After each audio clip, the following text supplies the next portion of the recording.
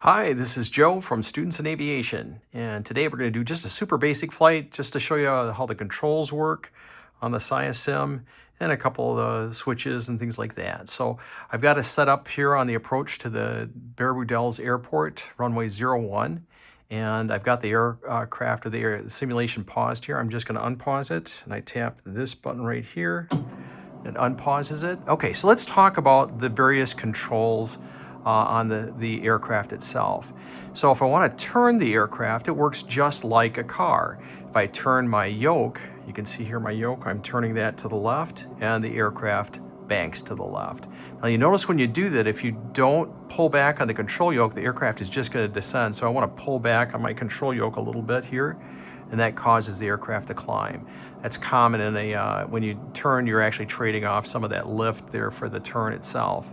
So there we go. And you can see our yoke as it turns. I'm going to turn to the right now. And again, all I'm doing here, very light touch on the controls here.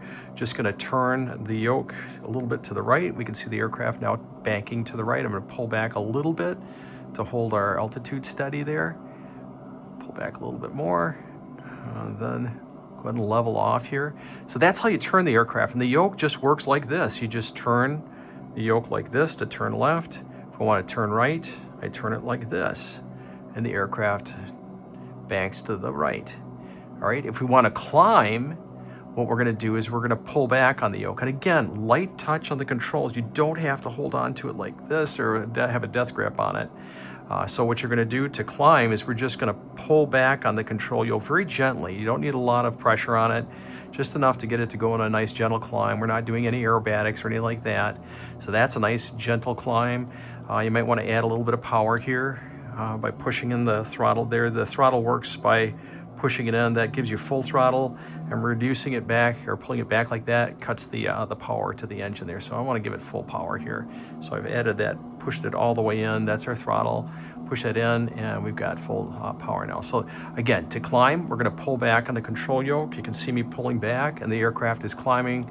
We don't want to do anything really aggressive here. So if you want to descend, you push down on the, push forward on the yoke, and it causes the aircraft to descend there. You can see that as I'll go back into a climb here.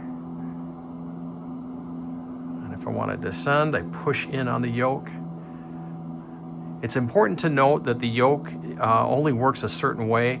You can either turn it left or right like this, or you can pull it back like this, or push it in like that. That causes it to descend. Again, if you want to turn, you turn the yoke like this. The aircraft banks to the right in this case. If I want to bank to the left, I turn my yoke to the left, and it causes it to bank to the left.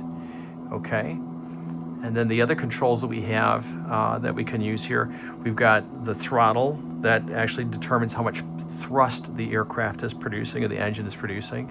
So if I want to reduce our throttle, I just pull this all the way back, and you can hear the engine going really silent there. Now we're not producing nearly as much thrust. What I'm looking at right here is our RPM gauge. Whenever I add power, that gauge is going to reflect it right there, the amount of RPM, 1500 RPM. Now we're up to about 1800 RPM right there. That's the gauge I'm looking at as I adjust my throttle there. So if I want to give it full throttle, I'm just going to go ahead and push this all the way in. And then we'll see we've got our RPM is showing maximum RPM there. So we've got lots of thrust here to work with. And that's handy when you're getting really slow and you need to add some power and build up some airspeed. The other control that is extremely important is our trim control right here. So what the trim does is it allows us to take out some of the control pressures on the yoke. So if you're doing a long flight, the last thing you want to have to do is hold on to the control yoke the whole time and try to keep the aircraft level. We can just use the trim to trim the aircraft so that it's flying, you know, in a descent or a climb or straight and level, so we don't constantly have to hold on to the yoke. So try that out. Now, a couple other things I'm going to point out. We didn't get into rudders. That's a little more advanced. Typically on the first lesson, we don't really introduce the rudders. We'll talk about that later on. But there's a couple of controls on here that might make your life a little bit easier. On the yoke, we've got a white button on this side right here. That puts you right back into the pilot seat. So let's say we go outside the aircraft, and I'm going to push that left. We can see we're outside the aircraft right now, which is kind of a cool view. You could actually see the aircraft bank and turn and stuff like that. But if we need to get back into the aircraft, into the pilot seat, we just tap that white button right there to tap that. And And now we're back flying from the left seat there. Okay, another couple controls that are really handy are the trigger buttons on the front of the yoke. There's one right there. I don't know if you can see that right there. I'll show you my hand there, so it's kind of hard to see there. Let's see if I can get that right there. You can see that. I'm just going to squeeze that. So when I squeeze that left trigger button on the front of the yoke there, watch what happens to our view here. I'm going to squeeze it right now. So if you squeeze it very lightly, it does a nice gentle turn to the left. If I squeeze the right trigger button on this side right here, if I squeeze that trigger, again, it does a nice gentle turn to the right.